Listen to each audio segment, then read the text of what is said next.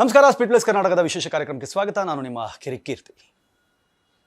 ಪ್ರಾಪಗಂಡ ಜನಗಳ ಮೈಂಡಲ್ಲಿ ತುಂಬೋದು, ತಲೆಗೆ ತುಂಬೋದು. ಅಂದರೆ ಇದು ಹಂಗಲ್ಲ, ಹಿಂಗೆ, ಇವ್ರು ಸರಿ ಇಲ್ಲ, ಅವರೇ ಸರಿ ಅನ್ನೋ ಥರದಲ್ಲಿ ತುಂಬೋದಿದೆಯಲ್ಲ, ಆ ಕೆಲಸಗಳನ್ನು ಭಾಳಷ್ಟು ಜನ ಅಚ್ಚುಕಟ್ಟಾಗಿ ನೀಟಾಗಿ ಮಾಡ್ತಾರೆ. ಮಾಡಲಿ. ನಾನು ಯಾವಾಗಲೂ ಒಂದು ಮಾತು ಹೇಳ್ತೀನಿ. ನಾನು ನನ್ನ ಮನೆಯ ಬಾಗಿಲಿನ ಬೀಗವನ್ನು ಸರಿಯಾಗಿ ಹಾಕಿಲ್ಲ ಅನ್ನುವ ಕಾರಣಕ್ಕೆ ಪಕ್ಕದ ಮನೆಯವನು ಬಂದು ದರೋಡೆ ಮಾಡಿ ಹೋದರೆ, ನೀನು ಬೀಗ ಸರಿ ಹಾಕಿರಲಿಲ್ಲ ಗುರು, ಅದಕ್ಕೆ ಒಂದು ದರೋಡೆ ಮಾಡ್ಕೊಂಡು ಹೋದ ಅನ್ನೋದಿದೆಯಲ್ಲ, ಅಂತಹ ಮುಟ್ಟಾಳತನ ಇನ್ನೊಂದಿಲ್ಲ. ಸರಿ, ಹಾಗಾದರೆ ದುಬೈನ ಯಾವುದೋ ಒಂದು ಮನೆಯಲ್ಲಿ ಬೀಗ ಹಾಕಿದೆ ಬಾಗಿಲು ತೆಗೆದಿಟ್ಟು ಹೋಗಲಿ, ಅವನಾದ್ರು ಬಂದು ದರೋಡೆ ಮಾಡ್ತಾನ? ಮನಸ್ಥಿತಿಗಳು ಸರಿ ಇರಬೇಕು, ಕಾನೂನುಗಳು ಅಚ್ಚುಕಟ್ಟಾಗಿರ್ಬೇಕು. ಅಲ್ಲಿ ಸೆಕ್ಯೂರಿಟಿ ಲ್ಯಾಪ್ಸ್ ಆಯ್ತಂತೆ, ಅದಕ್ಕೆ ಅವ್ರು ಬಂದು ಹೊಡೆದ್ಬಿಟ್ರಂತೆ. ಅವ್ರದ್ದೇನು ತಪ್ಪಿಲ್ಲಂತೆ ಪಾಪ, ಅವ್ರದ್ದೇನು ಪಾಪ ಸೆಕ್ಯೂರಿಟಿ ಲ್ಯಾಪ್ಸ್ ಇತ್ತು, ಅದಕ್ಕೆ ಬಂದರು. ನಿಮಗೆ ನೆನಪಿರಲಿ, ಈ ಪರ್ಟಿಕ್ಯುಲರ್ ಜಾಗ ಪಹಲ್ಗಾವ್ ಏನಿದೆ ಅದು LOC ಇಂದ 50 ಕಿಲೋಮೀಟರ್ ದೂರದಲ್ಲಿದೆ. ನಿಮಗೆ ಗೊತ್ತಿರಲಿ, ಈ ಜಾಗದಲ್ಲಿ ಟೂರಿಸ್ಟ್ಗಳಿಗೆ ಅಲೋ ಮಾಡೋದು ಕೇವಲ ಅಮರನಾಥ್ ಯಾತ್ರೆ ಇವಾಗ ಏನು ಆಗಸ್ಟಿಂದ ನಡೆಯುತ್ತೆ, ಜುಲೈ ಆಗಸ್ಟಲ್ಲಿ ನಡೆಯುತ್ತಲ್ಲ, ಆ ಸಂದರ್ಭದಲ್ಲಿ ಮಾತ್ರ ಕೆಲವು ಆಯ್ದ ಪ್ರದೇಶಗಳಿಗೆ ಎಂಟ್ರಿ ಕೊಡ್ತಾರೆ. ಯಾಕಂದರೆ ಆ ಟೈಮಲ್ಲಿ ಸ್ಟ್ರಿಕ್ಟಾಗಿ ಅಷ್ಟರ ಮಟ್ಟಿಗೆ ಪ್ರೊಟೆಕ್ಷನ್ ಹಾಕಿರ್ತಾರೆ. ಇಲ್ಲಿ ಒಂದು ಅಲ್ಲಿನ ಪೊಲೀಸ್ ಇಲಾಖೆದು ಮಿಸ್ಟೇಕ್ ಇದೆ. ನಮಗೆ ಗೊತ್ತೇ ಇರಲಿಲ್ಲ ಅಂತಂದರೆ ಏನು ದನ ಕಾಯ್ತಾ ಇದ್ರಾ? ನಮಗೆ ಗೊತ್ತಿಲ್ಲ ಏನು ದನ ಕಾಯ್ತಾ ಇದ್ರಾ? ಗೊತ್ತಿರುತ್ತೆ. ಲೋಕಲ್ ಟೂರಿಸ್ಟ್ಗಳು ಅವರಿಗೆ ಲಂಚ ತಿನ್ಸಿರ್ತಾರೆ. ಈ ಪೊಲೀಸ್ ಸ್ಟೇಷನ್ನು ಆ ಜಾಗದಿಂದ ತುಂಬ ದೂರದಲ್ಲಿದೆ. ಅಲ್ಲಿಗೆಲ್ಲ ಹೋಗಬೇಕು ಅಂತಂದರೆ ಜೀಪಲ್ಲಿ ಬೈಕಲ್ಲಿ ಹೋಗೋಕ್ಕಾಗಲ್ಲ, ನಡ್ಕೊಂಡು ಹೋಗ್ಬೇಕಿಲ್ಲ, ಕುದುರೆಲಿ ಹೋಗ್ಬೇಕು. ಯಾವ ಪೊಲೀಸ್ ಕಾನ್ಸ್ಟೇಬಲ್ ಹೋಗ್ತಾನೆ ಅಲ್ಲಿ ತನಕ ನೋಡೋಕ್ಕೆ? ಹೋಗಲ್ಲ. ಆ್ಯಂಡ್ ಆರ್ಮಿ ಎಲ್ಲೆಲ್ಲಿ ಡೆಪ್ಯೂಟ್ ಮಾಡಿರ್ತಾರಲ್ಲ, ಈಗ ನಾನು ಹೇಳ್ತಾ ಇರೋದು, ಈಗ LOC ಇಂದ 50 ಕಿಲೋಮೀಟರ್ ದೂರದಲ್ಲಿರೋ ಈ ಪ್ರದೇಶದಲ್ಲಿ ಒಂದಿಷ್ಟು ಹಳ್ಳಿಗಳನ್ನು ದಾಟಿ ಬರಬೇಕು ಅಂತಂದರೆ ಅಲ್ಲಿ ಡೆಪ್ಲಾಯ್ ಮಾಡಿ ಏನು ಮಾಡಬೇಕು ಅಂತ ಯೋಚನೆ ಮಾಡ್ತಿರ್ತಾರೆ. ಇಲ್ಲಿ ಟೂರಿಸ್ಟ್ಗಳು ಈ ಸಂದರ್ಭದಲ್ಲಿ ಬರಲ್ಲ. ಅಟ್ ದ ಸೇಮ್ ಟೈಮ್ ಆ ಜಾಗಕ್ಕೆ ಜೀಪಲ್ಲೋ ಕಾರಲ್ಲೋ ಬಸ್ಸಲ್ಲೋ ಹೋಗೋಕ್ಕಾಗಲ್ಲ. ನಿಮ್ಮ ಪ್ರಕಾರ 6 ಕಿಲೋಮೀಟ್ರು ಗನ್ ಹಿಡ್ಕೊಂಡು ಬ್ಯಾಗ್ ಹಾಕ್ಕೊಂಡು ಸುಮ್ಮನೆ ಹೋಗಿ ನೋಡಿಕೊಂಡು ಸುಮ್ಮನೆ ವಾಪಸ್ ಬರಬೇಕು ಅಂತನಾ? ಎಲ್ಲೆಲ್ಲಿ ಡೆಪ್ಲಾಯ್ಮೆಂಟ್ ಮಾಡಿರ್ತಾರಲ್ಲ, ಅದು ಗಡಿ ಭಾಗಗಳಲ್ಲಿ, LOCಯ ಗಡಿ ಭಾಗಗಳಲ್ಲಿ ಎಲ್ಲಿ ನುಸುಳ್ತಾರೆ, ಎಲ್ಲಿ ಬರ್ತಾರೆ, ಹಳ್ಳಿಯ ಎಂಟ್ರೆನ್ಸ್ಗಳಲ್ಲಿ, ಹಳ್ಳಿಯ ಭಾಗಗಳಲ್ಲಿ. ಈಗ ಫಾರ್ ಎಕ್ಸಾಂಪಲ್ಲು, ಅವನೊಬ್ಬ ಹುಡುಗ ಸತ್ತೋದ್ನಲ್ಲ ಅಲ್ಲಿ, ಮುಸ್ಲಿಂ ಯುವಕ. ಆ ಯುವಕ 10 ಕಿಲೋಮೀಟರ್ ದೂರದಿಂದ ಬರ್ತಿದ್ದ ಪ್ರತಿದಿನ. ಅವನು ಇದ್ದಿದ್ದ ಅಲ್ಲಿಂದ 10 ಕಿಲೋಮೀಟರ್ ದೂರದಲ್ಲಿ. ಅವನು ಕುದುರೆ ತಗೊಂಡು 10 ಕಿಲೋಮೀಟರ್ ಬರ್ತಿದ್ದ ಪ್ರತಿದಿನ. ಆ್ಯಂಡ್ ನಾನು ಹೇಳ್ತಾ ಇರೋದು, ಅಲ್ಲೊಬ್ಬ ಮುಸ್ಲಿಂ ಯುವಕನು ಸತ್ತೋದ ಪಾಪ. ನಾನು ಹೇಳ್ತೀನಲ್ಲ, ಅವನು ಒಳ್ಳೆ ಮುಸ್ಲಿಂ, ಅವನು ಅದ್ರಲ್ಲಿ ಎರಡನೇ ಮಾತೇ ಇಲ್ಲ. ಅವ್ನು ಗನ್ ಕಿತ್ಕೊಳ್ಳೋಕೆ ಹೋದ್ನಾ ಫಾರೂಕ್ ಅಬ್ದುಲ್ಲಾ ಹೇಳ್ದಂಗೆ, ಅದು ಗೊತ್ತಿಲ್ಲ, ಆರ್ಮಿ ಆಫೀಸರ್ಸ್ ಹೇಳೋದು ಆ ಥರದ್ದು ನಮಗೆ ತಿಳಿದು ಬಂದಿಲ್ಲ. ಬಟ್ ಅವನು ಶೂಟೌಟ್ ಆಗಿರ್ಬೋದು. ಯಾಕಂದ್ರೆ ಅವನು ಸಾಯಿಸಿದ್ರೆ ಅಂತಂದ್ರೆ ಅವನೇನೋ ವಾಗ್ವಾದ ಮಾಡಿರ್ಬೋದು, ಯಾಕೆ ಮಾಡ್ತೀಯ ಅಂತ ಕೇಳಿರ್ಬೋದು, ಅದೆಲ್ಲ ಇರ್ಬೋದು. ಬಟ್ ಯಾರೂ ಸಹಿತ ಅಲ್ಲಿನ ಲೋಕಲ್ಸ್ ಇವರಿಗೆ ಎಷ್ಟು ಸಪೋರ್ಟ್ ಮಾಡಿದ್ರು ಅನ್ನೋದನ್ನ ಯಾರು ಮಾತಾಡಲ್ಲ ನೋಡಿ, ಯಾರೂ ಮಾತಾಡಲ್ಲ. ಆ ಸುವರ್ಣನ್ ಮಕ್ಕಳು ಅವ್ರು ಬಂದರು, ಹೊಡೆದ್ರು, ಹೌದು ಆ ದೇಶ ಸರಿ ಇಲ್ಲ, ಎಲ್ಲ ಸರಿನೇ, ಬಟ್ ಅಲ್ಲಿ ಸಪೋರ್ಟ್ ಮಾಡಿದ್ರಲ್ಲ, ಅವ್ರಿಗೇನು ಹೇಳೋದು? ಆಮೇಲೆ ಒಳ್ಳೆ ಮುಸ್ಲಿಂ ಕೆಟ್ಟ ಮುಸ್ಲಿಂ ಅನ್ನೋದನ್ನು ಪತ್ತೆ ಹಚ್ಚೋದು ಹೆಂಗೆ? ಅದಕ್ಕೇನಾದರೂ ಮೀಟ್ರ್ ಇದೆಯಾ? ಅದಕ್ಕೇನಾದರೂ ಒಂದು ಮಾಪನ ಏನಾದರೂ ಮಾಡೋಕ್ಕಿದೆಯಾ? ಅದು ಗೊತ್ತಾಗೋದು ಹೆಂಗೆ? ಮುಖ ನೋಡಿದ್ರೆ ಗೊತ್ತಾಗತ್ತಾ? ಇಲ್ಲ. ನಾನು ಹೇಳ್ತಿದ್ದೆ, ಮಾಧ್ಯಮದವರು ಹೋಗಿ ಇವತ್ತು ಬೇರೆ ಬೇರೆ ಊರುಗಳಲ್ಲಿ, ಬೇರೆ ಬೇರೆ ನಗರಗಳಲ್ಲಿ, ನಾನು ಹೇಳ್ತಾ ಇರೋದು, ಹೋಗಿ ಮೈಕ್ ಹಿಡಿದ್ರೆ ಸ್ಟ್ರೈಟ್ ಅವೇ ಪಾಕಿಸ್ತಾನಕ್ಕೆ ಸಪೋರ್ಟ್ ಮಾಡಬೇಕು ಅಂತ ಕೇಳ್ತಾರೆ ಅಂತಂದ್ರೆ, ಪಾಕಿಸ್ತಾನದ ಪಾತ್ರ ಇದರಲ್ಲಿ ಇಲ್ವೇ ಇಲ್ಲ ಅನ್ನೋ ಥರ ಹೇಳ್ತಾರೆ ಅಂತಂದ್ರೆ, ಪಾಕಿಸ್ತಾನದ ಆರ್ಮಿಯಲ್ಲಿದ್ದ ಒಬ್ಬ ಇದರಲ್ಲಿ ಪ್ರಮುಖ ಆರೋಪಿ, ಅವನೇ ಒನ್ ಆಫ್ ದ ಏನು ಗನ್ ಹಿಡ್ಕೊಂಡು ಬಂದವನು, ಅದರಲ್ಲೂ ಅವನೊಬ್ಬ ಅಂತ ಹೇಳಿದ ಮೇಲೂ ಸಹಿತ ಸುಮ್ಮನೆ ಅವ್ರ ಮೇಲೆ ಹೇಳ್ತೀರಾ. ಇಲ್ಲಿ ಘಟನೆಯನ್ನ ಎಕ್ಸ್ಪ್ಲೈನ್ ಮಾಡಿ, ಘಟನೆಯ ತೀವ್ರತೆಯನ್ನು ಎಕ್ಸ್ಪ್ಲೈನ್ ಮಾಡೋದು 5-10% ಇದ್ರೆ, ನೇರವಾಗಿ ಮೋದಿಯನ್ನ ಟಾರ್ಗೆಟ್ ಮಾಡಬೇಕು, ಮೋದಿ ಗೌರ್ಮೆಂಟ್ ಅನ್ನು ಟಾರ್ಗೆಟ್ ಮಾಡಬೇಕು, ಅವ್ರ ಸೆಕ್ಯೂರಿಟಿ ಲ್ಯಾಬ್ಸ್ ಬಗ್ಗೆ ಹೇಳಬೇಕು. ಹಂಗಲ್ಲ ಸ್ವಾಮಿ. ನನ್ನ ಮನೆಯೊಳಗೆ ಪಕ್ಕದ ಮನೆಯವನು ಬಂದು ಗಲಾಟೆ ಮಾಡಿ ಹೋದ ಅಂದ ತಕ್ಷಣ ನೀನ್ ಯಾಕೆ ಬಾಗಿಲು ಹಾಕೊಂಡಿರಲ್ಲ ಅಂತ ಕೇಳೋದನ್ನ ನಿಲ್ಲಿಸ್ಬಿಟ್ಟು, ಅವ್ನು ಯಾಕೆ ಬಂದು ಗಲಾಟೆ ಮಾಡ್ದ ಅಂತ ಫಸ್ಟ್ ಕೇಳ್ರಿ. ಅದನ್ನ ತಲೆಯಲ್ಲಿ ಇಟ್ಕೊಳ್ಳಿ ಫಸ್ಟು.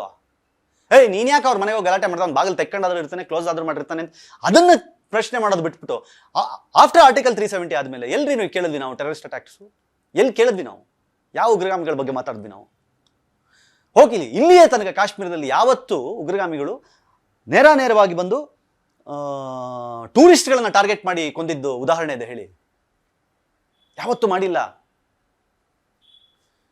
ನೀವೇನು ಅಲ್ಲಿರ್ತಾರೆ ಇಷ್ಟು ಜನ ಟೂರಿಸ್ಟ್ಗಳು, ಒಂದು 20 ಜನ ಬಂದಿದ್ರೆ, ಇಲ್ಲೊಂದು 50 ಜನ ಆರ್ಮಿಯವ್ರಿಗೂ ಗನ್ ಹಿಡ್ಕೊಂಡು ನಿಂತಿರಬೇಕು ಅಂತ ಯೋಚನೆ ಮಾಡ್ತಾ ಇದ್ದೀರಾ? ಅವರು ಟೂರಿಸ್ಟ್ಗಳು ಬಂದವರು ಅವರು ಎಂಜಾಯ್ ಮಾಡ್ತಾರಾ ಇಲ್ಲ ಓಡೋಗ್ಬಿಡ್ತಾರ ಅಲ್ಲಿಂದ? ಏನಪ್ಪ ಇಲ್ಲಿ ರಿಸ್ಕ್ ಇರ್ಬೇಕು ಸೆಕ್ಯೂರಿಟಿ ಅಂತ. ತಲೆ ಥಾಟ್ ಒಂದು ಸ್ವಲ್ಪ ಯೋಚನೆ ಮಾಡ್ಬೇಕದ್ನೆಲ್ಲ. ನದಿ ನೀರನ್ನು ನಿಲ್ಲಿಸಲು ಸಾಧ್ಯವೇ ಇಲ್ಲ. ನದಿ ನೀರು ನಿಲ್ಸಕ್ಕೆ ಸಾಧ್ಯ ಇಲ್ಲ ಅಂದ್ರೆ 1961 ಟ್ರೀಟಿ ಯಾಕೆ ಮಾಡ್ತಾ ಇದ್ರು? ಭಾರತಕ್ಕೆ ಕಂಟ್ರೋಲ್ ಇಲ್ಲ ನೀರಿನ ಬಗ್ಗೆ ಮೇಲೆ ಅಂತಾದ್ರೆ ಟ್ರೀಟಿ ಯಾಕೆ ಮಾಡ್ತಾ ಇದ್ರು? ಹೌದು, ಎಲ್ಲ ನದಿಗಳಿಗೂ ಡ್ಯಾಮ್ ಇಲ್ಲ, ಉಪನದಿಗಳಿಗೆ ಇಲ್ಲದೆ ಇರ್ಬೋದು. ಪ್ರಮುಖವಾಗಿ ಎಷ್ಟು ನೀರಿನ ಹರಿವನ್ನು ಬಿಡ್ತೀವಿ. ಏನ್ ಟ್ರೀಟಿ ಅಂದ್ರೆ ನೀರು ಬಿಡೋದು, ನೀರು ಇಲ್ಲದೆ ಇರೋದು ಅಲ್ಲ. ನೀರು ಇಲ್ದಂಗೆ ಮಾಡ್ಬಿಡ್ತೀವಿ ಹಂಗಲ್ಲ ಅದು. ನಿನಗೆ ಅವಶ್ಯಕತೆ ಇದ್ದಾಗ ಎಷ್ಟು ನೀರು ಬೇಕೋ ಅಷ್ಟು ಬಿಡ್ತೀವಿ ಅಂತ ಹೇಳಿದ್ವಲ್ಲ, ಅದ್ರ ಕಂಟ್ರೋಲ್ ತಪ್ಪಿಸ್ಬಿಡ್ತಾರೆ ಅಷ್ಟೇ. Gate ಎತ್ಬಿಡೋದು ಬೇಕಂದಾಗ, ಬೇಕಂದಾಗ gate ಎತ್ಬಿಡೋದು. ಇನ್ಫಾರ್ಮೇ ಮಾಡಲ್ಲ.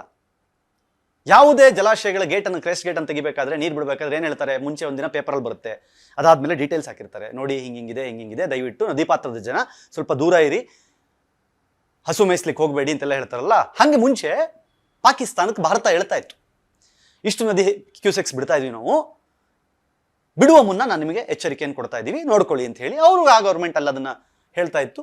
ಹೀಗೆ ನಡೀತಾ ಇತ್ತು ಟ್ರೀಟಿ. ಇವಾಗ ಮೊನ್ನೆ ನೋಡಿದ್ರಲ್ಲ, ಹಂಗೆ ಟಾಪಕ್ಕಂತ ಎತ್ಬಿಡ್ತಾರೆ ಗೇಟ್, ಹೋಗ್ರು ನೀವು ಹೊಡ್ಸ್ಕೊಳ್ಳಿ ಅಂತ. ಅಂದ್ರೆ ಟ್ರೀಟಿ ಮೀನ್ಸ್ ನೀರು ನಿಲ್ಲಿಸ್ಬಿಡ್ತೀವಿ ಅಲ್ಲ, ನಿನಗೆ ಬೇಕಾದಾಗ ಕೊಡಲ್ಲ, ಬೇಡದಿದ್ದಾಗ ಹಿಡಿತೀವಿ ಅಂತ. ಅದನ್ನ ಅರ್ಥ ಮಾಡಿಸ್ತೇನೆ. ಅದು ಹಂಗೆ ಆಗಲ್ಲ, ಇದು ಹಿಂಗೆ ಆಗಲ್ಲ.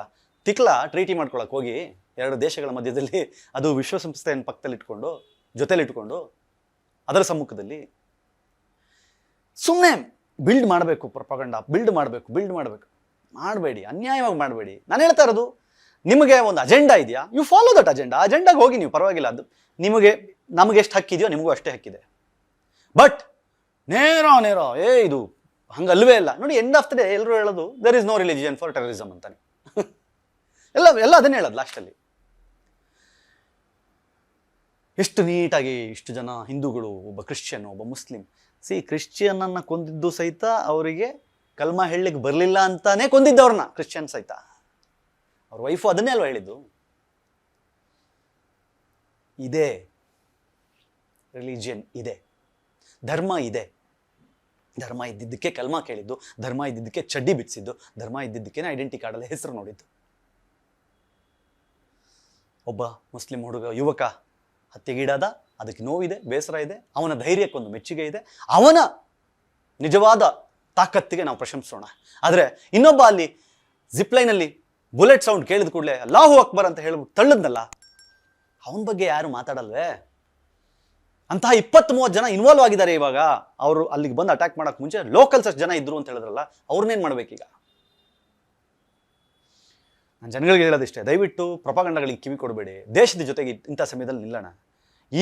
ಈ ಟೈಮ್ನಲ್ಲೂ ಕೇಂದ್ರ ಸರ್ಕಾರ ಸರಿ ಇಲ್ಲ, ಮೋದಿ ಸರಿ ಇಲ್ಲ, ಅವ್ರು ಸರಿ ಇಲ್ಲ. ಸ್ವಾಮಿ, ನಾನು ಒಂದು ಅರ್ಥ ಆಗದೆ ಇರೋದು, ಪ್ರತಿಯೊಂದು ಇಲಾಖೆ ಅಂತ ಯಾಕೆ ಮಾಡಿರ್ತಾರೆ? ಗೃಹ ಇಲಾಖೆ, ರಕ್ಷಣಾ ಇಲಾಖೆ ಏನಕ್ಕಿರ್ತವೆ? ಆ ಇಲಾಖೆಗೆ ಒಬ್ಬೊಬ್ಬರು ಮಿನಿಸ್ಟರ್ಗಳು ಯಾಕಿರ್ತಾರೆ? ಮೋದಿ ಬರಲಿಲ್ಲ ಸ್ಪಾಟಿಗೆ, ಮೋದಿ ಬರಲಿ. ಕಣ್ರಪ್ಪ, ಎಲ್ಲ ಕಡೆನೂ ಮೋದಿ ಬರ್ತಾರೆ. ಎವ್ರಿವೇರ್, ಎಲ್ಲಿ ಏನಾದರೂ ಮೋದಿ ಬರ್ಬೇಕಷ್ಟೇ. ಇನ್ನು ಉಳಿದವರೆಲ್ಲ ಏನು ದನ ಕಾಯಕ ಇದ್ದಾರೆ? ರಕ್ಷಣಾ ಸಚಿವ, ಗೃಹ ಸಚಿವ ಹೋಗ್ಲಿಲ್ವ? ಗೃಹ ಸಚಿವರು ಆನ್ ಸ್ಪಾಟ್ಗೆ ಏನಕ್ಕಿರ್ತಾರೆ? ಅವ್ರು ಹೋಗಿ ರಿಪೋರ್ಟ್ ಕೊಡದೇ ಇರ್ತಾರ ಮೋದಿ ಅವ್ರಿಗೆ? ಏನಕ್ಕಿದು? ಯಾಕಿದೆ ಆ ಡಿಪಾರ್ಟ್ಮೆಂಟ್ಸ್ ಹೇಳಿ ಹಂಗಾದ್ರೆ? ಆ ಮಿನಿಸ್ಟರ್ಗಳ ಕೆಲಸ ಏನಂಗಾದ್ರೆ? ಮೋದಿ ಎಲ್ಲದಕ್ಕೂ ಮೋದಿನೇ ಹೋಗೋದಾದ್ರೆ ಗೃಹ ಸಚಿವ ಯಾಕಬೇಕು? ರಕ್ಷಣಾ ಸಚಿವ ಯಾಕಬೇಕು? ಎಲ್ಲೋ ರೈಲ್ ಆಕ್ಸಿಡೆಂಟ್ ಆಯ್ತು, ಮೋದಿ ಬರಲಿಲ್ಲ, ರೈಲ್ವೆ ಸಚಿವ ಯಾಕಿರೋದು? ಸ್ವಾಮಿ, ಪ್ರತಿಯೊಂದು ಮೋದಿ ಅವರಿಗೆ ಎಲ್ಲಾ ಡಿಪಾರ್ಟ್ಮೆಂಟ್ಗಳನ್ನು ನೋಡ್ಕೊಳಕ್ಕಾಗಿದ್ರೆ ಎಲ್ಲದಕ್ಕೂ ಒಬ್ಬರೇ ಮಿನಿಸ್ಟರ್ ಆಗ್ಬಿಟ್ಟಿರ್ತಿದ್ರು. ಅದಕ್ಕೆ ಅಂತಾನೆ ಒಬ್ಬೊಬ್ಬರನ್ನ ಇಟ್ಟಿರ್ತಾರೆ. ಆಮೇಲೆ when it comes to security reasons, Modi ಅವರಿಗಿರುವ ಪ್ರೋಟೋಕಾಲ್ ಪ್ರಕಾರ ಎಲ್ಲಿಗೆ, ಯಾವಾಗ, ಹೆಂಗೆ, ಏನು ಅನ್ನೋದನ್ನ ಅವ್ರಿಗವರೇ ನಿರ್ಧಾರ ಮಾಡೋಕ್ಕಾಗಲ್ಲ. ಅಂದ್ರೆ ಕೆಲವೊಂದು ಸೆಕ್ಯೂರಿಟಿ ಕನ್ಸರ್ನ್ ಇದ್ದಾಗ ಅವರು ಸೆಕ್ಯೂರಿಟಿ ಕೊಡುವ ಟೀಮ್ ಏನಿದೆ, ಅವರು ಎಲ್ಲಿ ಇಳಿಬೇಕು, ಎಲ್ಲಿ ಹತ್ತಬೇಕು, ಎಲ್ಲಿ ಕೈ ಬೀಸಬೇಕು ಅದನ್ನ ಹೇಳ್ತಾರೆ. ಎಲ್ಲಿ ಬೇಕಾದ್ರೆ ಅಲ್ಲಿ ನುಗ್ಬಿಡ್ತೀನಿ, ಎಲ್ಲಿ ಬೇಕಾದ್ರೆ ಅಲ್ಲಿ ಹೋಗ್ಬಿಡ್ತೀನಿ ಅನ್ನಂಗೆ ಆಗಲ್ಲ. ಅದನ್ನೆಲ್ಲ ತಿಳ್ಕೊಳ್ಳೋದೇನೆ ಸ್ಟ್ರೈಟ್ ಅವೇ ಬ್ಲೇಮ್ ಮಾಡೋದು. ಅವ್ರು ಬರಲಿಲ್ಲ, ಅವ್ರು ಹೇಳಲಿಲ್ಲ. ಮೋದಿ ಒಬ್ರು ಪುಕ್ಷಡ ಸಿಗ್ತಾರೆ ಎಲ್ರಿಗೂ ಮಾತಾಡಕ್ಕೆ. ವಿಷಯಾಂತರ ಮಾಡೋದು ಬೇಡ ಇಂತಹ ಸಂದರ್ಭಗಳಲ್ಲಿ. ಆಮೇಲೆ ಮಾಡ್ಬಿಡ್ಬೇಕು. ನಾನು ಅದನ್ನೇ ಹೇಳ್ತಾ ಇದ್ದೆ. ಏನು ಊರಲ್ಲಿ ಆ ಕಡೆಯಿಂದ ಮನೆಯಿಂದ 2 ಕೋಲು, ಈ ಕಡೆಯಿಂದ 2 ಮನೆಯಿಂದ ಕೋಲ್ ತಗೊಂಬಂದು ಕೋಲಾಟ ಮಾಡ್ದಂಗೆ ಅನ್ಕೊಂಡಿದ್ದೀರಾ? ಯುದ್ಧ ಸಿದ್ಧತೆಗಳು ಬೇಕು. ಪೂರ್ವ ಸಿದ್ಧತೆಗಳಿಲ್ಲದೆ ಯುದ್ಧಕ್ಕೆ ಹೋದ್ರೆ ಓಡಿಸ್ಕೊಂಡು ವಾಪಸ್ ಬರಬೇಕಾಗತ್ತೆ. ತಲೆಯಲ್ಲಿ ಸ್ವಲ್ಪ ಇವನ್ನೆಲ್ಲ ಇಟ್ಕೊಂಡು ಯೋಚನೆ ಮಾಡಿ ಮಾತಾಡಬೇಕು. ಅಟ್ ದ ಸೇಮ್ ಟೈಮ್ ಜನನೂ ಅಷ್ಟೇ ಮಬ್ಬಾಗಬೇಡಿ, ದಯವಿಟ್ಟು ತಲೆಯಲ್ಲಿ ಇವನ್ನೆಲ್ಲ ಇಟ್ಕೊಳ್ಳಿ. ಭಾರತ ಕೇಂದ್ರ ಸರ್ಕಾರಕ್ಕಿರುವ ತಾಕತ್ತನ್ನು ತಲೆಯಲ್ಲಿ ಇಟ್ಕೊಳ್ಳಿ. ಆರ್ಟಿಕಲ್ 370 ಏನು ತೆಗಿಯೋಕ್ಕೆ ಆಗಲ್ಲ ಅಂತ ಹೇಳಿ ಚಾಲೆಂಜ್ ಮಾಡಿದವರು ಎದುರು ಆರ್ಟಿಕಲ್ 370 ಏನು ತೆಗೆದು ಕಾಶ್ಮೀರವನ್ನು ಮತ್ತೆ ಸ್ವರ್ಗ ಮಾಡಿದ್ದು ಇದೇ ಕೇಂದ್ರ ಸರ್ಕಾರ. ಇದೇ ಕೇಂದ್ರ ಸರ್ಕಾರ. ಯಾವುದೇ ಅಹಿತಕರ ಘಟನೆಗಳು ಅದಾದ್ಮೇಲೆ ನಡೀದೇ ಇರೋ ಥರ ನೋಡ್ಕೊಂಡಿದ್ದಿದೆ ಕೇಂದ್ರ ಸರ್ಕಾರ. ಯಾವನು ಬಾಲ ಬಿಚ್ಚದೇ ಇರೋ ಥರ ನೋಡ್ಕೊಂಡಿದ್ದಿದೆ ಕೇಂದ್ರ ಸರ್ಕಾರ.